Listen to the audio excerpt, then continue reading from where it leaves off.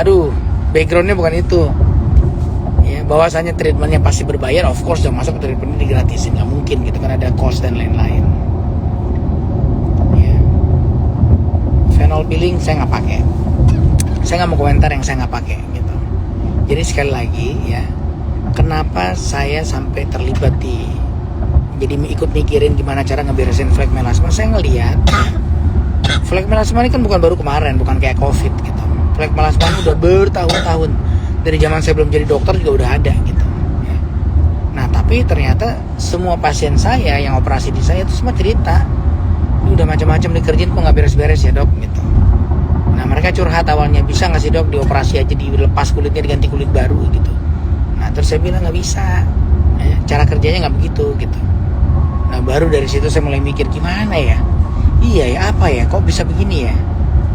Baru saya mulai berpikir kenapa flek melasma mostly timbulnya di wajah, jarang di tangan atau di leher gitu. Kenapa flek melasma susah banget diberesin gitu, dikikis-kikis dengan cara dieksfoliate ya, dengan cara apapun, depigmentasi dengan cara apapun, bagusnya cuma 2-3 minggu doang terus jadi tambah parah. Nah pertanyaan itu satu demi satu terjawab akhirnya. Setelah pertanyaan itu terjawab, baru saya kalau gitu dengan cara ini harusnya bisa nih. Nah ini yang saya kerjain sekarang. Jadi prinsipnya pasien flek melasma karena over treatment ini ya, itu mereka punya skin barrier sudah ngap-ngapan ya. Mereka punya skin barrier itu udah tinggal udah rentan lah ya, udah tipis banget gitu. Nah treatment apapun yang akan dilakukan tidak boleh membuat sisa skin barrier yang ada itu semakin tipis dan semakin ngap-ngapan. Konsepnya begitu. Ini yang harus dikerjakan supaya fleknya nggak nambah terus. Itu yang pertama. Yang kedua, mulai harus mikir gimana cara ngebalikin skin barrier yang tipis ini mendekati seperti dulu waktu fase sehatnya. Nah ini harus kita promote ya. Ini yang harus kita promote gitu. Lisa ini saya berhabis operasi hidung pakai tulang iga 2 minggu. Kapan boleh operasi payudara? Anytime, nggak ada masalah, nggak ada hubungannya ya. Tapi enaknya nunggu sebulan lah ya. Bulan depan kerjain full tummy tuck bisa ya. Ntar nih kita lagi ngomongin flek melasma nih yang lagi heboh di mana-mana ya. Nah sekarang dengan begitu saya ngomong flek melasma itu menurut saya kondisi di mana skin barrier udah pasti error aja, udah pasti rusak gitu. Ya terserah penyebabnya apa, mau itu penyebabnya karena tadinya pemicunya gara-gara pemakaian skincare abal-abal yang mengandung merkuri, hidrokinon berlebihan, atau penggunaan steroid berkepanjangan, bisa gitu ya. Atau gara-gara over treatment, penggunaan laser atau peeling yang seharusnya memberikan dampak baik, tetapi karena dikerjakan terlalu geradakan, berlebihan ya. Bayangin ada pasien di laser 3-4 kali dalam sebulan, belum lagi di peeling. Ada pasien yang cerita dia selalu di peeling sebelum di laser setiap bulan. Ya gimana nggak hancur kulitnya ya. Ini yang saya kritisi. Nah buat orang-orang yang marah dengan kritik ini, ya saya nggak tahu tuh yang salah siapa gitu. Bukan yang berterima kasih diingetin gitu ya. Jadi bukan berarti nggak boleh pakai laser, boleh pakai. Orang saya juga pakai kok. Tapi cara pakainya ini yang harus diingat gitu. Coba baca lagi di manualnya atau baca lagi buku yang sama ini kita baca jadi acuan gitu. Bener nggak? Itu apa iya pasien dengan kuda hitam kayak gini kalau datang ke Anda mau Anda laser lagi? Tapi itu yang terjadi di luar kan. Pasien dengan muka kayak gini itu pasti di laser lagi, dipilih lagi protokolnya. Banyak yang melakukan protokol itu gitu maksud saya. Nah terus nggak apa-apa, cobain aja, harus Anda cobain. Terus Anda lihat, kalau udah Anda kerjain sekali, loh kok makin parah ya? Ya jangan diulang dong. Nah ini kadang-kadang orang yang sama tuh bisa ngulang protokol yang sama ke pasiennya. Udah dia kerjain makin berantakan, flek melasmanya bertambah, makin tebel, makin dalam gitu. Bulan depan disuruh balik mau diulang lagi. Ya bahkan ini pasien loh yang cerita ya. Bahkan ada pasien yang cerita katanya memang begini dok tahapannya. Jadi nanti akan muncul lagi. Nah ntar kalau muncul kita tipisin lagi, diangkat lagi, fleknya dipecah lagi. Nanti ntar bulan depan muncul lagi, dibegituin lagi. Tapi setiap muncul masalahnya nggak sama, munculnya makin berat itu loh ya. Jadi ya harusnya bersyukur, saya ingetin gitu ya, bukannya malah bikin konten-konten konyol kayak anak kecil gitu, malu-maluin aja ya. Ya, lebih ekstrim lagi, ini saya pesan nih buat anda yang mau berobat kulit ya. Nah, nggak jadi deh, ntar makin tersinggung nanti. Nggak usah deh, nggak jadi. Tahan, sabar. Suaranya kedengeran nggak sih? Ya. Kedengeran nggak suara saya nih? Cek. Iya, banyak yang baper. Ya itu karena mungkin dia lagi mikir cicilannya kali. Lagi mikir cicilan laser kan mahal ya. Gitu. Kalau dulu kan suka-suka dia gitu, mau laser berapa kali pun hajar. Ya nggak bisa gitu dong ya. Kerjakan apapun sesuai dengan indikasi. Nggak ada statement saya yang memojokkan siapapun gitu. Saya tidak pointing ke siapa. Saya nggak peduli siapa. Yang saya peduli caranya. Kalau keliru ya kita ingetin. Kayaknya nggak begitu harusnya gitu. Dan dalam melakukan suatu prosedur, kalau kita sama kayak misalnya saya operasi gitu. Saya operasi hidung misalnya. Setelah saya melakukan operasi dengan teknik, kok hasilnya nggak bagus ya? Saya coba sekali lagi nih. Kok nggak bagus juga? Di tangan saya nggak bagus nih teknik ini. Ya yang berikutnya jangan saya ulang. Saya cari teknik baru ya. Sampai bagus gitu. Kira-kira gitu. Jadi jangan diulang hal yang sama. Kalau kata Einstein ya, mengulang hal yang sama terus berharap hasil yang beda itu namanya stupidity. Tolol kata Einstein ya, bukan kata saya loh. Ya. Gitu. Jadi nggak mungkin kalau anda kerjain nggak ada yang efek. Yang lucu nih, ada nih sebagian oknum yang bilang begini nih. Ini lagi-lagi yang cerita pasien. Bu, emang melasma itu nggak bisa diobatin, jadi emang akan berulang terus. Nah sekarang kalau misalnya ternyata kita bisa dan hasilnya lebih baik gimana? Masa nggak jadi pengen tahu malah menyerang? Harusnya pengen tahu dong loh, kok dia bisa ya? Iya kan? Harusnya jadi pengen tahu gitu, kok dia bisa, gue nggak bisa. Dia apain sih gitu? Padahal kalau mereka nanya DM saya ajarin loh. Ya, itulah ya. Tapi nggak apa-apa. Nih saya lihatin lagi beberapa contoh lain. Ya saya challenge aja buat mereka-mereka yang ngomel-ngomel itu. Posting dong. Coba kalian lihat deh. Ada nggak mereka berani posting follow up pasien flek melasma yang mereka handle setelah beberapa bulan? Nggak ada. Ya. Paling berani ngeliatin sebelum dan setelah treatment. Kalau habis di laser, habis dipiling mah bagus-bagus aja. Tuh lihat. Pasien dengan flek berat udah rata, muka merah kayak udah ngerebus gitu, ya. Teleangiektasis di mana-mana. Ya terserah mau penyebabnya gara-gara skincare yang terlalu keras, kayak apapun sama. Nah bisa nggak jadi begitu 1 tahun? 1 tahun arti nggak relapse loh ya. Jadi kalau cuma berani ngeliatin foto sebelum dan 3 minggu setelah 2 minggu setelah tindakan atau sebelum dan 2 hari setelah tindakan, nggak hitung itu bro ya, nggak kepake itu ya, karena biasanya pasien minggu ketiga keempat mulai itu keluar lagi tuh flek melasmanya balik lagi. Masa setiap bulan diulang begitu terus ya, apa nggak konyol gitu ya. Nah sekarang makanya saya challenge saja, coba mana liatin posting ya, silakan diposting, saya mau lihat, tag aja saya kalau perlu, nggak apa-apa. Kita pakai akal sehat aja ngelihatnya. Bisa nggak treatment kayak gitu? Kalau bisa, nah berarti hebat gitu aja. Kalau nggak bisa tanya dong, loh kok lo bisa gue nggak bisa gitu. Ya, masalahnya semua pasien juga. Coba aja tanya ke pasien tuh, gimana komentar pasien. Mereka-mereka yang mengklaim laser nggak bikin tipis, laser bisa buat ngobatin flek. Tanya pasiennya sembuh nggak? Semua pasien ngomong yang nggak sembuh kok. Yang mengklaim sembuh yang ngerjain doang gitu. Jadi yang salah yang mana? Gitu. Ya. Nah itu bisa tuh kita kerjain. Ya. Ini yang ngerjain bukan saya loh. Yang ngerjain semua udah tim dokter umum saya, SPKK saya. Saya cuma ngasih tahu caranya doang. Ini loh yang lo kerjain ini. Ini protokolnya. Saya bikinin protokol, yang kerjain mereka. Makanya di semua cabang Beautiful bisa. Ya. Ini saya liatin lagi beberapa contoh lain. Ya, tuh. Lihat yang atas, yang bawah sebelum. Ini masih proses, belum selesai ya. Ini semua masih proses, belum selesai. Tapi lihat perubahannya. Baru 3-4 bulan udah mulai berasa perubahannya. Nah, bisa nggak? Jangan treatmentnya bulan ini datang fleknya 5, bulan depan datang fleknya 10, berarti kan nggak bener ya gitu. Nah ini cerita nih Fadia Fabiona, pengalaman pribadi kulit kusam dengan flek disuruh laser makin kusam, flek nggak hilang, disuruh ulang lagi laser 2 minggu makin kusam, kering dan fleknya nggak hilang. Nah itu kan aneh kan, udah dicoba sekali nggak beres masih diulang lagi. Aduh, ingat kata Einstein ya, melakukan hal yang sama, prosedur yang sama dengan berharap hasil berbeda adalah ya. Nah ini contoh, ini baru jalan 3-4 bulan ya. Jadi kalau misalnya terus ada sejawat yang ngomong gini nih, ya itu kan mukanya udah memang dari awalnya udah rusak ya. Kalau emang lo nggak bisa handle ya jangan terima dong. Nah ini enggak, udah rusak begitu masih juga dihajar pakai ini apa ya?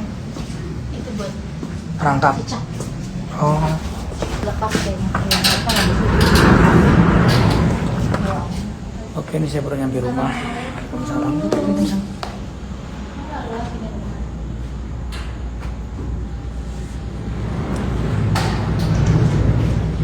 Oke, ya. Terus ada yang lebih lucu lagi mengomentari gini. Pantas aja dia ngurusin melasma, ternyata mau bikin klinik melasma.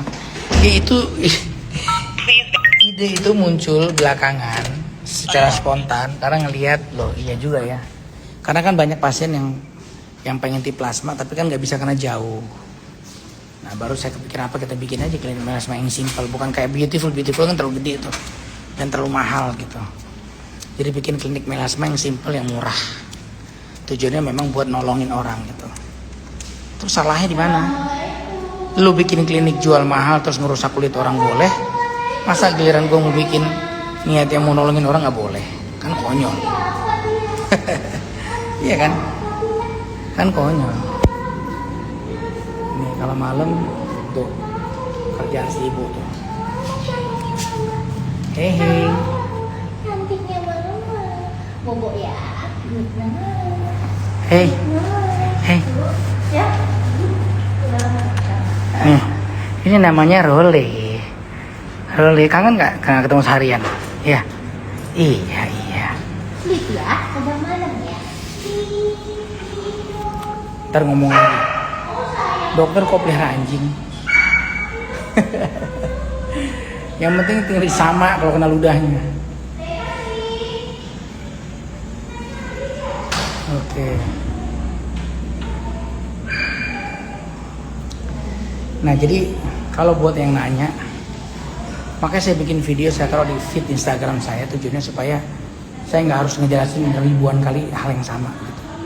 Jadi buat anda yang nanya terus memperbaiki skin barrier gimana itu? Protokolnya udah saya tulis di Instagram saya. Ikutin aja. Ini gimana sih? Mbak, kuncinya mana mbak? Hah?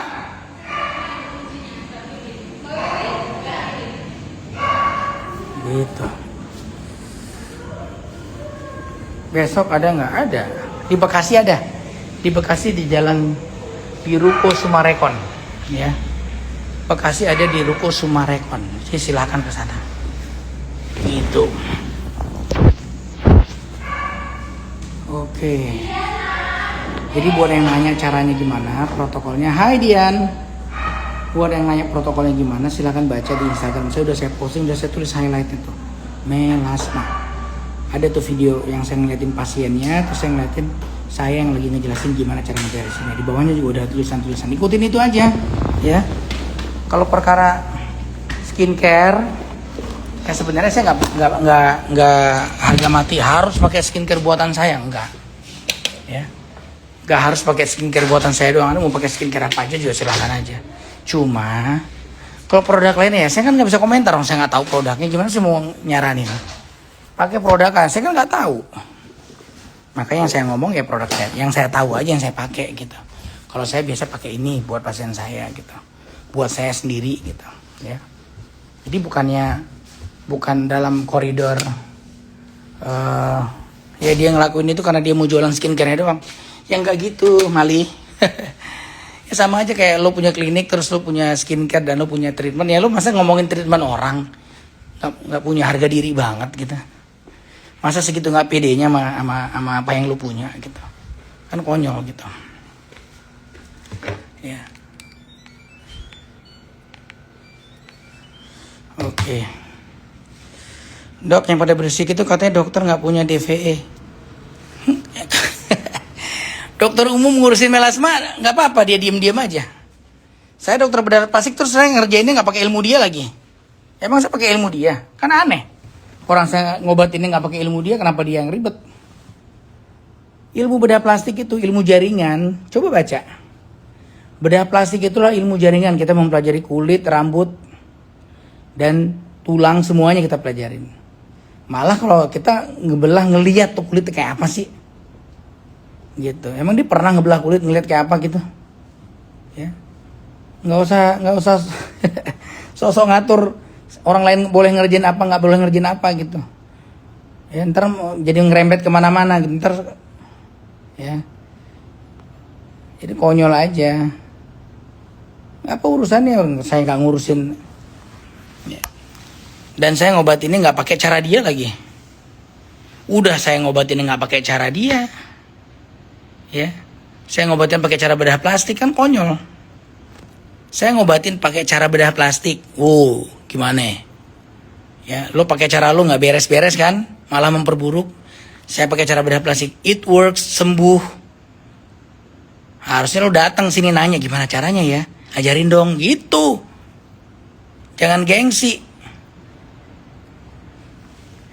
Pengen Rino ke Jakarta, seminggu cukup sih. 3-5 hari minimal, tapi kalau bisa seminggu lebih enak sih. Kenapa kolagennya mahal? Nah, karena lihat ingredientnya beda. Ingredientnya kolagen saya yang Gyut itu, yaitu beda. Mulai dari kandungannya dan lain-lain. Jadi memang nggak mungkin murah karena kadarnya gitu. Di klinik dokter bisa laser jerawat nggak? Gini. Nah, ini salah satu kesalahan pasien juga. Kadang-kadang pasien datang, saya mau laser, saya mau ini gitu. Nah, jangan begitu, ya. Anda kalau ke klinik, ya, Anda datang kasih tahu masalahnya. Saya punya masalah nih jerawat, bekas jerawat atau apa. Sebaiknya diapain ya, Dok? Hah? Apa tuh rumput? Oh iya iya, belum lihat sih. Udah kelihatan ya? Oh iya udah mulai. Ya minum makanan dong, udah pesan. Udah bisa. Bobo lah, bobo. Siap. Nih contoh kulit yang sehat. Sini aku liatin kulit kamu sebentar. Ini contoh kulit yang sehat nih. Sini aku liatin. Nah ini kulit sehat, ya. Ini contoh kulit yang sehat, gitu. Ya. Kalau nggak sehat dimarahin suami. Kalau nggak sehat, kalau nggak sehat tidur di luar, ya. Yuk bobo.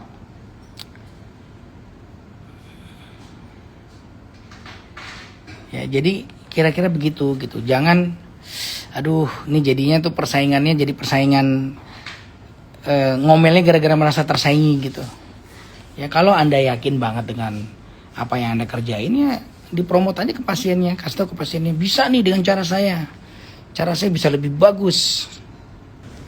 Jadi ya begitulah ya. Jadi kalau kita mau melihat secara, makanya kalau ada apa-apa itu ya jangan emosi dulu ya. Ini emosi dulu.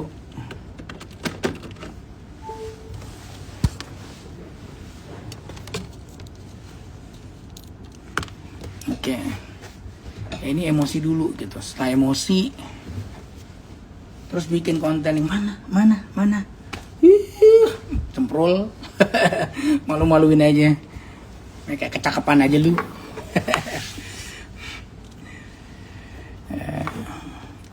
Dan sekali lagi saya juga mau klarifikasi perspektif yang salah ya. Nggak pernah saya bilang semua kasus flek melasma cukup hanya dengan skincare basic saja. Jadi konsepnya bukan begitu. Bahwasanya dengan metode saya ya harus skincare basic ya. Tapi tidak hanya dengan skincare basic. Pada flek melasma yang sedang apalagi berat itu nggak cukup. Itu harus ada treatment tambahannya dan itu harus dikerjakan per 2 minggu.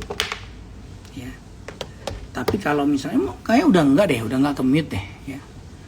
Nah, tapi kalau misalnya kedengaran kan suara saya? Nah, tapi kalau misalnya pada kasus flek melasma yang ringan banget, nah itu bisa ya. itu masih bisa dengan cuma istirahatin, ngandalin skincare basic ya, itu biasa bisa balik. Udah banyak kok yang berhasil, success story. Terus lucu ya, saya posting testimoni pasien-pasien yang sukses. Terus ada yang komentar, testimoni mah kalau di dunia keilmuan itu yang paling rendah nilainya. Bener, nggak salah itu ya, but it works. Daripada nggak ada testimoni malah ngerusak, gimana coba. Aduh, tolol banget sih ya.